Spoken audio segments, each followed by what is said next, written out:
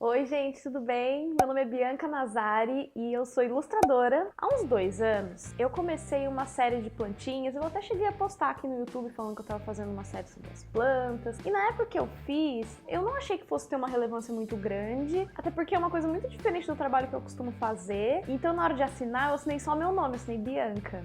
E saí distribuindo um monte de foto na internet, postei no Instagram, coloquei umas fotos em alta qualidade no meu Behance, saí distribuindo pela internet toda. Não imaginava que essa série iria viralizar e que tanta gente ia ver isso assim. E alguém teve a brilhante ideia de colocar no Pinterest. Caiu no Pinterest, gente. Acabou pra mim. E foi pior ainda, porque como eu não assinei com o meu arroba, as pessoas estavam nem aí pra quem que era o artista original, entendeu? Eu só saía distribuindo isso. E aí isso disseminou, feito um vírus, assim, porque quanto mais tempo passa, mais gente acaba conhecendo, mais as pessoas vão printando, pior vai ficando a imagem, e aí fica mais difícil de saber que fui eu que fiz. Tá, Bianca, mas isso é um vídeo sobre direito autoral? O que essa história tem a ver com direito autoral? E outra, as pessoas só estão compartilhando porque elas acham bonito, isso não é legal pra você, pro seu trabalho? Não tá te divulgando?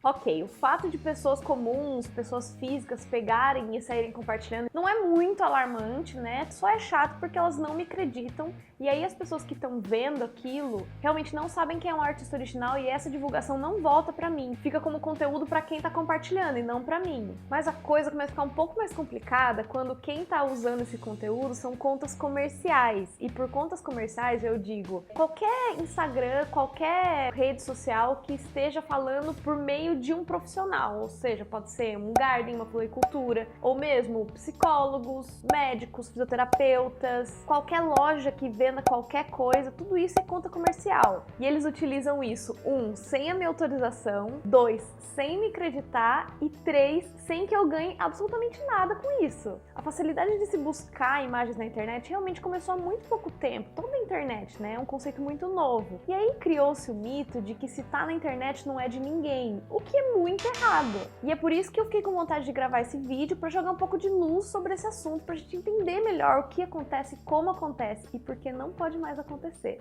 Antes de qualquer coisa, eu queria lembrar para vocês que eu não sou o maior especialista nesse assunto de direitos autorais, de propriedade intelectual. Eu fui atrás das informações, né, por pesquisas, por situações que aconteceram comigo e com amigos próximos e também consultando alguns advogados. Então, se eu estiver falando alguma bobagem, por favor, me corrija. Bom, se existe uma imagem na internet, isso significa que alguém criou aquela imagem, certo? Ela não apareceu sozinha. Isso vale para imagem, para vídeo, para áudio, música, para qualquer tipo de conteúdo que exista na internet. E a propriedade sobre esse conteúdo, que não é físico, não é palpável, a gente chama de propriedade intelectual. Então, a não ser que essa propriedade intelectual não pertença a você, se a imagem que você está usando, ou se o vídeo, se a música que você está usando tá num banco de dados de uso livre, ou seja, não tem copyright, e aí você pode usar sim, sem autorização, todas as outras coisas que você utiliza, você tem que ter pelo menos a autorização da pessoa que criou aquilo para utilizar. É muito comum a gente ouvir falar de youtubers, né, que tiveram o vídeo tirado do ar ou desmonetizado por conta de infração de direitos autorais, né? Isso é muito comum a gente ver. E para desenho, e para arte, e para música, gente, é a mesma coisa. Ultimamente, não só no YouTube, mas a gente vê muito em outras redes sociais, no Twitter sempre aparece, onde um artista tem sua arte roubada ou plagiada por alguma empresa ou por alguma conta, seja para essa conta usar em benefício próprio ou para plagiar mesmo e vender aquilo como um produto comercial dela, sendo que não é. Em ambos os casos, gente, não pode usar para benefício próprio, não pode usar muito menos para vender alguma coisa, é crime. Queria abrir um parênteses aqui, porque eu já topei aí pela internet com gente dizendo que a propriedade intelectual é uma mentira, que são contra esse termo, né, de propriedade intelectual. Eu só queria dizer para essas pessoas que, olha, hoje isso é crime, tá na lei. É a Lei dos Direitos Autorais número 9.610, de 19 de fevereiro de 1998. Então, é lei, né? Não tem muito o que fazer, tá na lei. Um caso bem famoso que teve foi o caso da ilustradora Tuesday Besson. Ela teve os designs de patches e de pins que ela criou roubados pela Zara. E foi um caso muito grande e ela expôs isso no Instagram dela. E depois dessa exposição, ela ficou sabendo que a Zara já tinha feito isso com outros ilustradores. E aí ela acabou fazendo um site para mostrar, né, esse respeito da Zara. Colocou aí várias imagens dos designs originais e dos designs que a Zara tinha roubado. E foi um mó bafafá, né? Porque é uma loja de renome internacional, né? Pegando arte que não é dela. Mas você acha que é só lá fora que acontecem essas coisas? Claro que não, gente. Aqui no Brasil, por exemplo, tem um amigo chamado Vitor Kahn. Ele é ilustrador de estampa pra camiseta nerd. E camiseta nerd é uma coisa, né? Sempre acontece. Eu sempre vejo ele reclamando que tem muita gente que pega pra vender camiseta dele em outro lugar. E o último caso que ele expôs no Twitter dele foi justamente isso. Era uma loja que tinha pegado um design de uma camiseta que ele tinha criado pra outra loja, estava sendo vendido em outra loja, mas essa loja foi lá, pegou igualzinho o desenho e começou a vender moletom com a arte dele. Aí depois que ele expôs lá no Twitter dele, lá rapidinho a loja tirou do ar, né? Mas só depois de exposto também. Ainda teve a pachô de falar, a gente cria estampa com muita criatividade, não sei o quê. Ah, toma vergonha nessa cara. Ainda sobre venda de camisetas, a Nanats teve um problema com isso também há um tempo atrás. Alguém tirou uma foto de uma camiseta que a Riachuelo tava vendendo. Não era exatamente igual o desenho dela, mas foi claramente traçado por cima de 2 outros desenhos dela. E criou a estampa sem autorização, sem nem consultar ela, né? Ela viu, também expôs, mas aí eu sei que esse caso acabou tudo certo, né? Eles entraram num acordo e deu tudo certo no final. Teve o caso também do Felipe, que é o Lipinha no Twitter, que ele teve 2 artes de letterings roubadas por lojas de grande porte também. Uma pegou pra fazer almofada, outra pegou pra fazer camiseta com o lettering dele. Em um dos casos ele tava fazendo almofadas com aquele mesmo lettering, e daí a loja pegou e copiou pra fazer almofada. É muita cara de pau, né? Esses são alguns exemplos de casos onde a arte foi roubada pra vender algum produto, né? Mas e quando o caso é compartilhamento indevido e sem crédito ainda? Tem o famoso caso do Piccolo, né? Vocês devem ter ficado sabendo. O Piccolo é um ilustrador brasileiro e ele tem uma série de desenhos dos Teen Titans. Uma imagem que ele criou tinha os personagens assim, um letreiro atrás. E aí, algum espertinho fã do Chris Brown foi lá, pegou essa imagem do Piccolo, tirou o letreiro original e escreveu no lugar disso o nome da marca de roupas do Chris Brown, alterou as cores, alterou um monte de coisa e mandou pro Chris Brown. E o bonito do Chris Brown foi lá e publicou no feed dele a imagem que o fã tinha alterado, sem dar crédito pra ninguém e fazendo propaganda da marca de roupa dele. E o Instagram do Chris Brown, gente, na época tinha 42 milhões de seguidores. Imagina só quantas pessoas não viram essa imagem e acharam que o Piccolo tinha feito o trabalho pro Chris Brown, sendo que não foi esse o caso. Tanto que o Piccolo expôs isso também, e daí foi um monte de fã e um monte de gente falar, pô, essa imagem não é sua, tira do ar, o artista não foi consultado, não sei o quê. E foi ainda pior, porque quando o Chris Brown viu a repercussão que tava se formando, ele simplesmente comentou no próprio Instagram dele. Ninguém se importa com uma arte de Instagram, bro.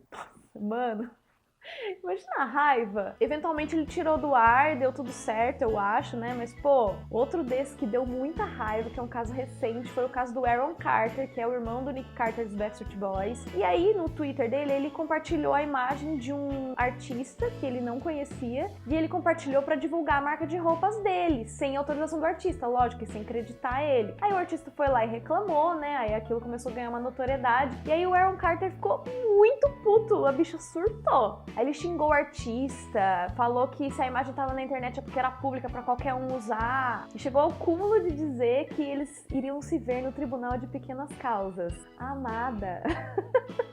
Tá louca, é? Tem um caso que não terminou tão mal assim, em ódio pelo menos. Tem um artista que chama Adam Ellis. Ele era antigo ilustrador do BuzzFeed. Ele faz umas tirinhas com um estilo super característico dele. E aí veio uma sorveteria bem famosa nos Estados Unidos, pegou os desenhos dele, traçou por cima, claramente estava traçado por cima, e distribuiu esses desenhos como se tivessem sido criados pra eles, assim, criação deles, óbvio. Aí o Adam viu, expôs também, só que na hora de pedir indenização, em vez de ele pedir o dinheiro pra ele pediu para que essa marca de sorvetes doasse a indenização para uma instituição de caridade, e foi o que eles fizeram. Eles doaram $10 mil para essa instituição que o Adam escolheu.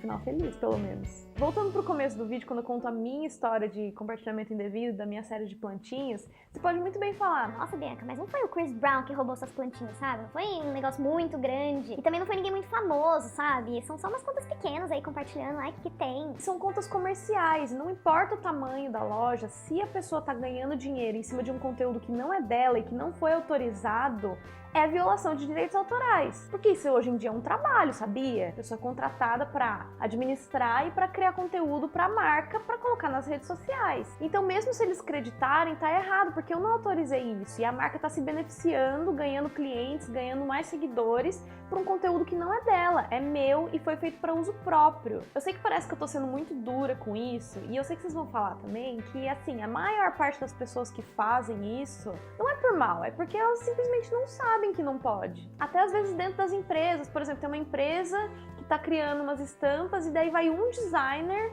e pega uma estampa que é uma criação de outra pessoa, o designer da empresa plagia essa arte sem o conhecimento da empresa, mas a empresa vai lá e fabrica a camiseta com essa estampa. Não importa, mesmo assim, responsabilidade da empresa. Mas isso são os casos das empresas grandes, né? Mas e quando é uma empresa pequena que pega um conteúdo que não foi autorizado e usa isso? Ela não sabe, gente, na boa. Isso não é desculpa. Eu posso muito bem ir ali mesmo agora, numa loja, enfiar um negócio na minha bolsa e sair sem pagar. Ou senão eu posso o quê? Entrar num aeroporto e começar a gritar bomba. Ou posso também beber e sair dirigindo. Posso fazer uma série de coisas que eu posso alegar depois que eu não sabia, porque não estava escrito em nenhum lugar, porque não tem placa avisando, entendeu? Mas isso não muda o fato de que é crime mesmo assim. E a gente só fica sabendo que as coisas são crimes porque a gente é educado pra isso, a gente vê acontecendo. E como a lei do direito autoral é muito nova, principalmente aplicada à internet, esse conceito fica um pouco confuso, né? Ainda tem muita gente que não sabe. E tudo bem, sabe? Eu também não sabia um tempo atrás. Já fiz errado também, já compartilhei arte de artista sem acreditar, mas hoje em dia eu sei e aí eu não faço mais. E justamente pela lei do direito autoral não ser tão espalhada por aí, tem muita gente que não sabe, tanto as pessoas que pegam, quanto os artistas que são roubados. E aí quando acontece com algum artista, a gente fica muito perdido, a gente não sabe o que fazer. Até tem uma história engraçada, uma amiga minha, Ju Rabelo, que é aquarelista, maravilhosa, inclusive. No começo da carreira dela, ela não sabia o que fazer e ela teve uma arte dela roubada. E aí, no desespero, porque dá um desespero, gente, ela foi lá e ligou pra polícia. Alô, seu guarda, meu Deus, me ajuda, minha arte foi roubada. Como assim roubada? Você foi assaltada? O que aconteceu? Não, uma estamparia pegou uma arte minha, pelo amor de Deus, me ajuda. Brincadeiras à parte, dá mesmo um desespero e a gente fica perdido sem saber o que fazer. De forma geral, eu diria para que, assim, o primeiro passo que a pessoa tem que fazer quando acontece com ela é angariar provas. Então, se você vê uma arte sua pela internet que alguém pegou, tá usando para vender alguma coisa, ou se você vê um produto que tem uma arte sua numa prateleira de uma loja, tira foto, tira print, tem aquilo com você. Quanto maior a quantidade de provas que você tem que aquilo realmente aconteceu, mais fácil vai ser provar isso depois, mesmo se a pessoa tirar das prateleiras ou tirar do ar. O próximo passo depende muito da seriedade do roubo, né? Quanto maior for a empresa que pegou essa arte sua, mais sério é o caso. O certo mesmo é entregar esse print ou essa prova na mão de um advogado que é especializado em direitos autorais. Ok, que a grande maioria dos ilustradores não tem um advogado de direitos autorais, mas se a sua arte está sendo usada para vender alguma coisa, eu recomendaria que você fosse atrás de um. Mesmo que seja para esse advogado ir conversar com a pessoa para fazer um acordo extrajudicial mesmo. Mas se for só um compartilhamento indevido, alguma coisa sem crédito para você, o que acaba acontecendo comigo é que eu vou conversar com a pessoa mesmo para tirar, mas isso tem me causado um estresse muito grande, porque algumas vezes as pessoas batem boca, elas não entendem, elas não sabem que isso é errado. E aí, para eu não ter que ficar me estressando com isso, o que eu faço às vezes é denunciar por violação de direitos autorais. Eu sei que no Instagram e no Facebook dá pra fazer isso. Você preenche lá um formulário e até em 24 horas a rede social vai lá e tira aquele post do ar. Uma coisa que pode ajudar, talvez, os artistas a evitarem esse tipo de situação, eu queria ter feito isso, por exemplo, é assinar as artes com arroba ou com uma marca d'água, né? Marca d'água eu acho ruim, porque acaba que compromete a visualização da arte, né? Eu não gosto, tem gente que usa, mas assinar com o arroba eu assino. Eu sei que muitos artistas não gostam nem de assinar a arte, e tudo bem, eles estão no direito deles, a criação ainda é deles, você ainda não pode pegar mesmo se não tiver assinada. Mas eu sinto que colocar arroba dá um pouquinho menos de trabalho, sabe? Pelo menos tem o seu arroba ali, se a pessoa quiser ir atrás de mais arte sua, ela consegue. Apesar de que muitas vezes as pessoas que copiam a sua arte ou as pessoas que compartilham a sua arte cortam a assinatura e isso eu quero morrer. Mas vamos dizer que você é uma pessoa física, você não tem uma conta comercial e você gostou muito de uma arte de um artista e você quer divulgar aquilo. A primeira alternativa que eu diria que é a mais segura é você compartilhar o post original do artista nos seus stories, no Twitter dá pra você retweetar, no Facebook dá pra compartilhar, até no YouTube dá pra compartilhar. Aí sim você tá divulgando um artista da forma correta, porque a pessoa que tá olhando aquilo, só clicando ela consegue ir na postagem original do artista. Ali Aliás, os artistas agradecem e amam quando isso acontece, porque isso sim é compartilhar, é apoiar mesmo o artista. A segunda seria o caso de repostar a arte no seu feed. Isso já é um pouco mais complicado, mas eu sei que tem aplicativos que repostam e deixam ali, né, o nome do criador original da imagem. E também não custa ir perguntar se pode pro artista, sabe? Qual a autorização dele? Tá beleza, tá ótimo. Aí sim. E pelo amor de Deus, se você for compartilhar essa imagem, não vai me colocar filtro na imagem, não pode escrever em cima da imagem, não pode cropar ela, cortar ela do jeito que você achou melhor. A imagem ela foi criada pelo artista para ser daquele jeito. Aí tem algumas pessoas que me perguntam também, mas eu gosto muito da arte de tal artista e ele não vende isso. Será que eu não posso imprimir para colocar na minha parede, na minha casa? Não, gente, não pode. Mesmo se o artista não vender, aquela imagem é dele. Você não pode usar, mesmo que for para decoração de interiores. Tá, então você é um artista e você me pergunta, como eu posso me proteger 100% do roubo de arte na internet? Olha, infelizmente, a única coisa que você pode fazer para evitar que a sua arte seja roubada na internet é não colocando ela na internet. E isso é uma péssima solução, porque daí ninguém vai ver a sua arte, né? Isso é um risco que todos os artistas que colocam seus trabalhos na internet correm o risco de acontecer, mesmo se tiver marca d'água. Se a pessoa quiser roubar, ela vai traçar por cima, ela vai fazer alguma coisa. Então não tem como você evitar que isso aconteça, mas tem como você tomar medidas e se proteger para quando isso acontecer. No Brasil, o que vale 100% como prova de que aquela arte é sua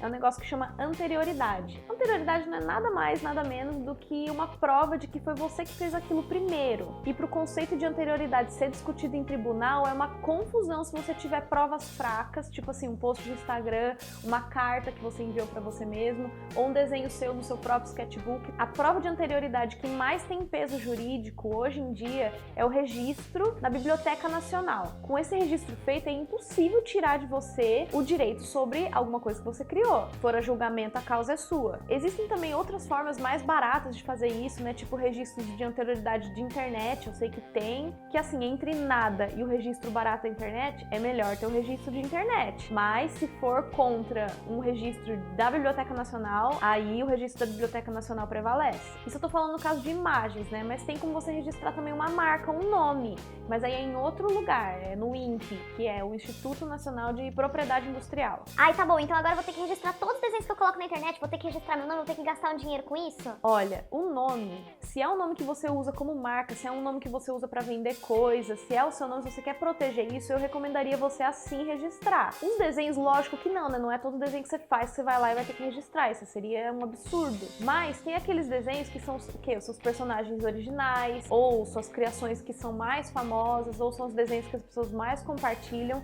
Esses desenhos que são os best-sellers assim, os advogados aconselham que você registre sim para se prevenir de algum roubo mais pra frente ou de algum uso indevido. Você mesmo pode registrar, não é tão caro quanto a gente imagina, mas como é uma burocracia muito chata e tá cheio de formulário e tal, o que normalmente acontece é a gente terceiriza isso para algum advogado cuidar. Agora, vamos sair um pouco dessa área jurídica e vamos falar sobre só aquela parte de raiva que dá quando alguém copia seu desenho, assim, uma pessoa normal, não é uma empresa. É difícil de falar isso porque aí a gente cai naqueles casos de tipo inspiração versus cópia. E até onde vai o plágio, até onde é inspiração, até onde é uso de referência, sabe? Não é preto no branco, é realmente uma área cinza e é muito caso a caso, é muito difícil de dizer 100% o que tá certo e o que tá errado. Tem um caso muito legal de citar, que é o caso que aconteceu com a Fran Nerd, que ela teve a ideia de desenhar um gatinho lambendo o popô ali. E aí depois que ela postou isso, um fã veio avisar ela que a Gemma Correll, que é outra ilustradora que eu também amo, já tinha feito um desenho muito parecido de um gatinho também lambendo o popô. E aí elas compararam, né, os dois desenhos. Realmente a ideia era a mesma, mas claramente o desenho não tinha sido copiado. E elas resolveram super pacificamente, assim, foi até bonito de ver,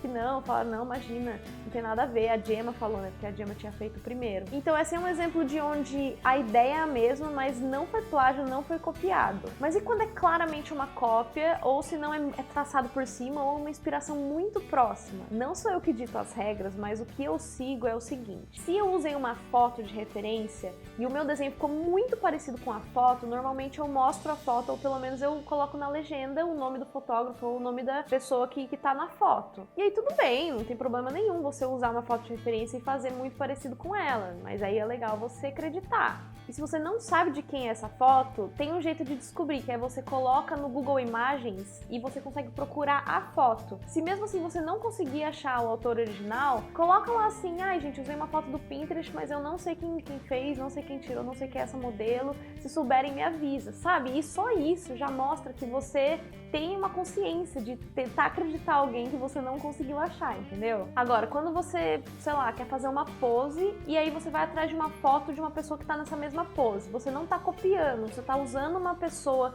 que tá numa foto de referência pra você criar a sua própria imagem, aí não precisa citar, né, gente? Aí é muito tranquilo, é só você olhou uma coisa, usou de referência e fez outra coisa com aquela referência. Isso eu tô falando pra foto, né? Mas quando é uma ilustração baseada em outra ilustração, aí eu já acho complicado. Principalmente se você posta isso, né? Se alguém criou uma ilustração, aquela imagem é criação da pessoa. Se você vai lá e ilustra uma coisa muito parecida com a criação de outra pessoa, aí você pode ser acusado de plágio, né? Então a gente não quer isso. Assim, iniciantes sempre pegam ilustrações de outras pessoas pra praticar e, gente, eu fiz isso, todo mundo faz isso, tudo bem. Agora não precisa sair postando, né? Ou no máximo, se você for iniciante e quiser postar mesmo assim, aí você coloca, eu copiei a ilustração de tal pessoa e você tem que acreditar, né? Senão vai ficar feio pro seu lado. E tracing, gente, que é tipo traçar em cima do desenho de outra pessoa, pô, se pegarem que você fez isso, gente, a internet é grande, mas não é tão grande assim. Sempre vai ter uma pessoa que vai falar, nossa, pegou de tal lugar. Então se poupe dessa queimada de filme, porque isso aí